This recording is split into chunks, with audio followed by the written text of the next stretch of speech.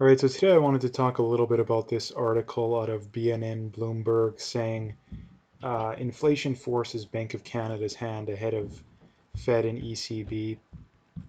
Um, in its title, or it goes on to say, the Bank of Canada sent out a warning to investors this week that inflation still matters. In a surprise move, it accelerated the timetable for possible interest rate increase and began paring back its bond purchases on Wednesday. Uh, That made Canada the first major economy to signal its intent to reduce emergency levels of monetary stimulus. It's a turn in policy by Governor Tim Tiff Macklem that shows there's a limit by how much he's willing to test the upper boundaries of inflation, with new forecasts showing the central bank expects the biggest persistent overshot of its 2% target in the last 2 decades. The question is whether Canada's situation is unique or foreshadowing the start of a global exit in the form of stimulus. Um, yeah, so I mean, there's a lot of things to break down here. And again, I'm not going to read the whole article because, again, it's um, not something a lot of people are probably interested in. We already have the gist of it. Um, and that is um, inflation is going to be I mean, it already is an issue, right? I mean, you look at housing. And again, a lot of people think that it's just a Toronto and Vancouver issue, which isn't true at all. It's an everywhere issue. It's just worst in, well, most places issue. It's just the worst in Toronto and Vancouver, right? And people only think that it's only bad in Toronto and Vancouver because everywhere else is compared to Toronto and Vancouver, right? I mean, if you look at the price of housing, the price of housing is going up faster than inflation, and I don't even think it's close, right? So and again, when the cost of housing is going up faster than inflation, well, you have some serious issues. I would argue whenever you have the cost of housing going up faster than median wages, then you're going to have serious issues, but it's even more than that.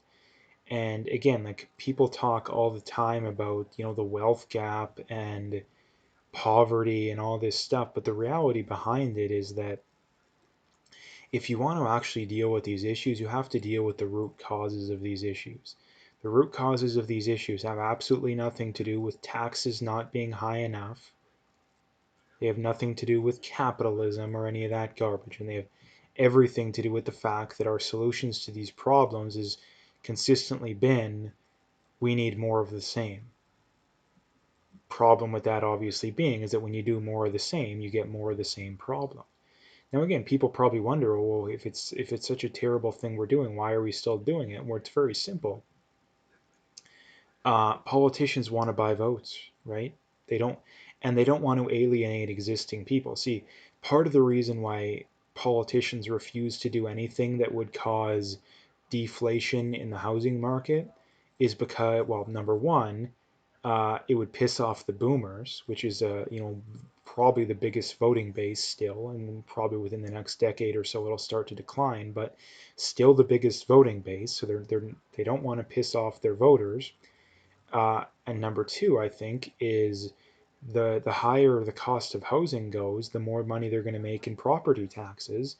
And I would say number three, the left-wing politicians can use increasing cost of housing to push more wealth redistribution schemes and more regulations, right? We need rent control and low-income housing and all this garbage, which again only makes the problem worse. Again, like people think, oh well, if the cost of housing is getting too high, why don't we just cap the price that housing can get to? Well, again, that's known as rent control in the economic space, and it's one of the most anti anyone with any shred of economic knowledge knows that it doesn't work because what ends up happening is no one wants to build housing when they know they're not going to make any money off of it or even lose money potentially, which means the supply of housing goes down, which means that the price of anywhere that isn't rent controlled goes up that much more, which forces the government to have more rent control.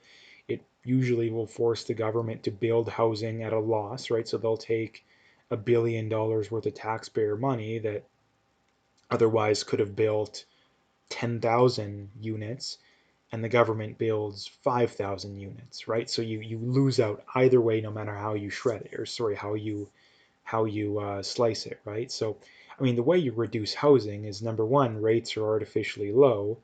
Um, Number two, mass immigration is going a lot faster than the supply can keep up with, right? And again, this is the reason why one of the reasons why Vancouver and Toronto has gone up so much is because you're an immigrant from the third world. Well, you tend to want to live in the big cities, right? Asians tend to be Vancouver. Everywhere else tends to be Toronto, but obviously there's a lot of exceptions to the rule. So again, like fixing the cost of housing would be very easy, right? It would be very easy, but the government's not going to do it. And not to mention, too, the amount of BS rules and regulations, like most of those that make absolutely no sense. Again, talk to any contractor in the industry, almost everyone will tell you there's way too many regulations, like way too many regulations. Um, and not to mention, too, now we have the cost of lumber has gone through the roof over the last year, so that's causing a lot of problems as well, right? So the, I've already went into that basically.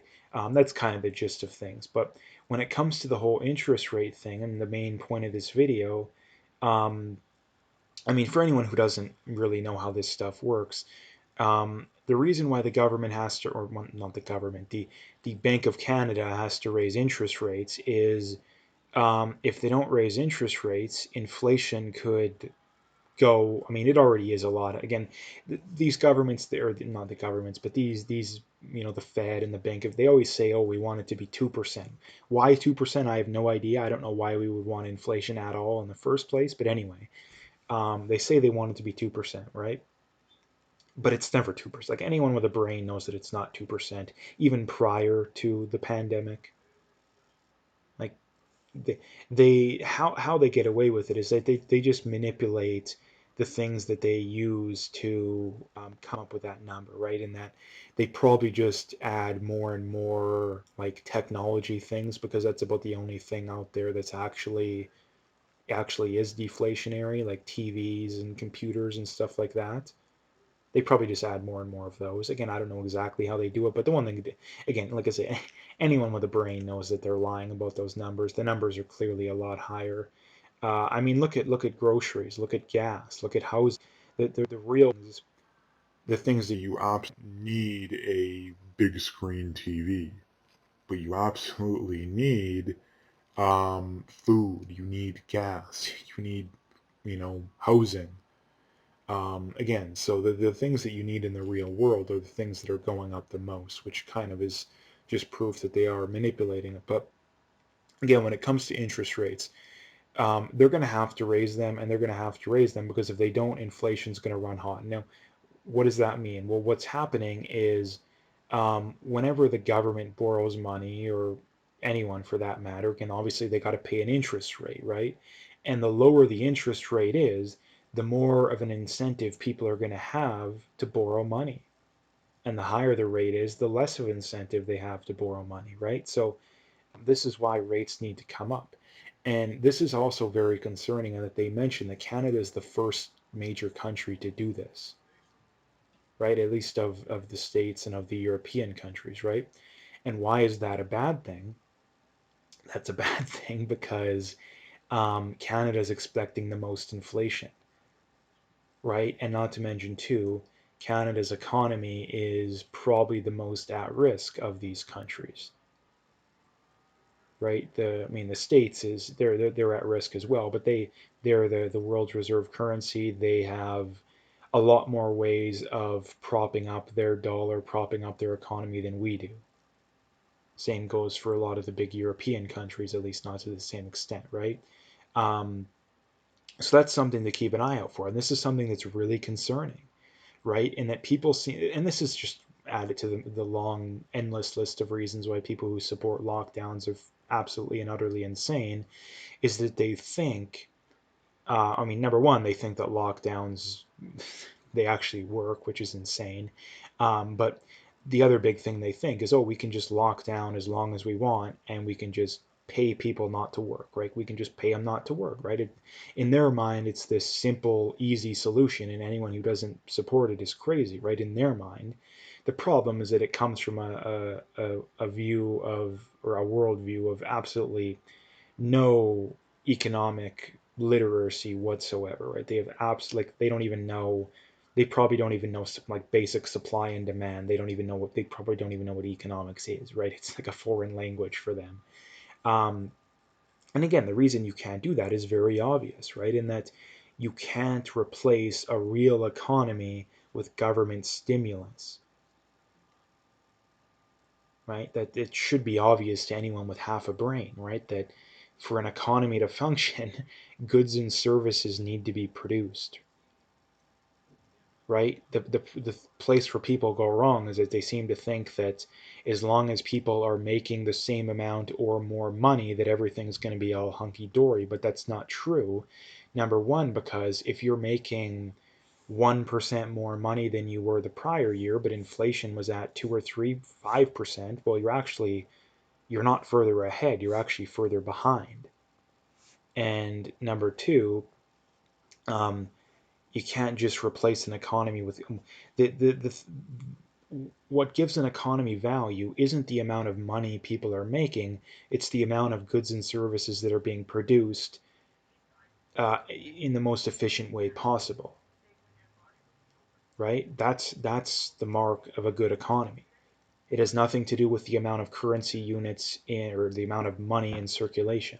It has nothing to do with how much money people are making, right? So again, the government can stimulate the economy all they want, but if goods and services aren't being produced, then you're not further ahead. And this is the place where most people go wrong, including a lot of governments, well, most governments, and even a lot of these, Fed, Bank of Canada people. So it's going to be an issue going forward. Like it's going to be an issue.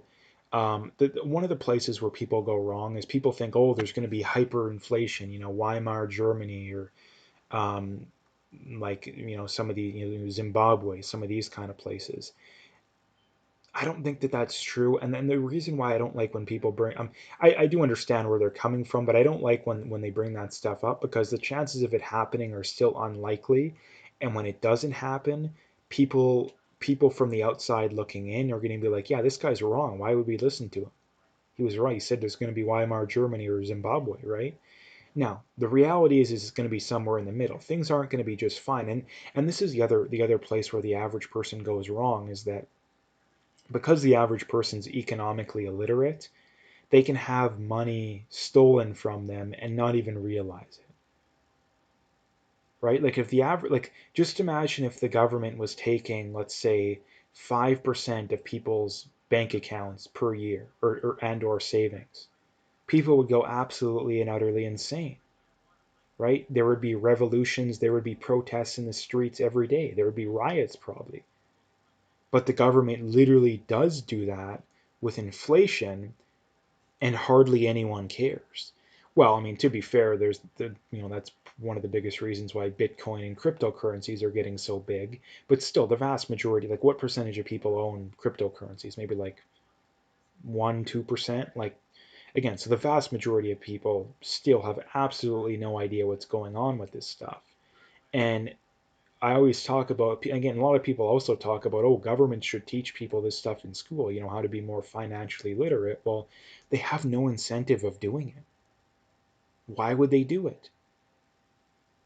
And these are the real villains of society. Again, people always vilify corporations and the rich, and all. Like the people that are the real villains of society are the elites, the banksters, and the politicians. Those are the real villains of society because, again, those are the people that are taking um, I don't know what the exact number is. It's more than 2%. Like I'm just saying 5% because it's probably a fairly accurate estimate. And obviously that's being an average. I think over the last year it's definitely more than that. Again, they're taking your money and people just let them.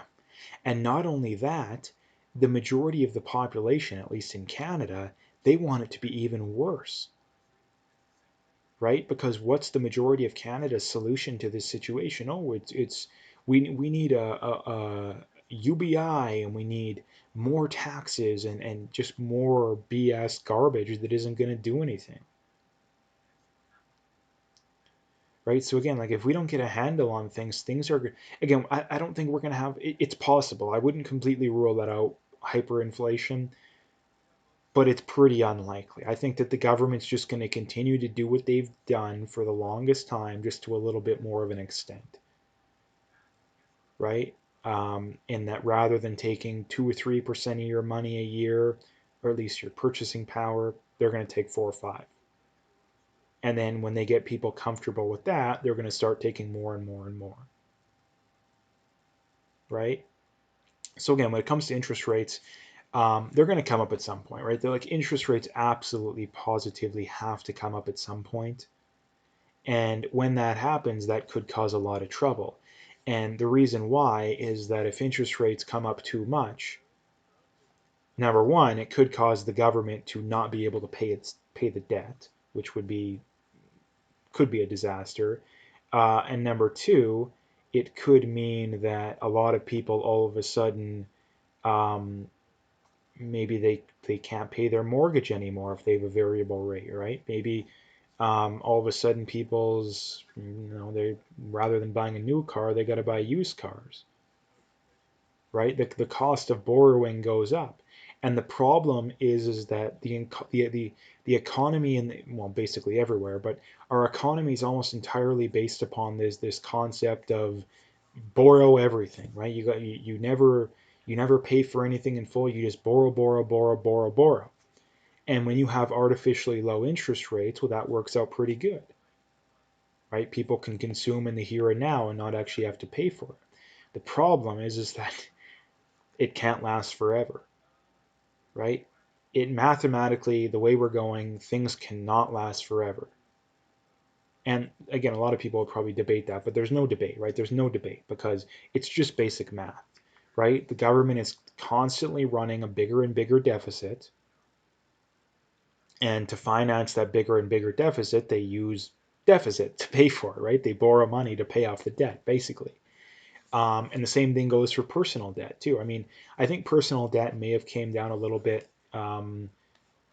because of all the government stimulus, but again, that can't last forever. And the minute that government stimulus is cut off, or inflation runs hot enough to where that stimulus isn't worth anything anymore, personal debt's going to come back. Not to mention too, look at the cost of housing. Housing is going to continue to skyrocket, which means again people are going to have to borrow more and more money to get a house, right? So um, things could be things could be fine. Like we could go 10, 20 years with a roaring economy, all this kind of stuff. But again, at some point, there's going to be a major, major, major correction. Like I'm talking modern day Great Depression, right? Where government stimulus isn't going to fix anything. In fact, it's probably only going to make it worse. So um, that's basically what I wanted to bring up today. So if you liked the video, make sure you hit that like and subscribe if you haven't already. Make sure you check out those links below. Follow me on those other platforms if you haven't already. If you want to donate, you could do that as well. Again, I would very much appreciate whatever support I can get, but at the very least, just hit that like and subscribe and stay tuned for more.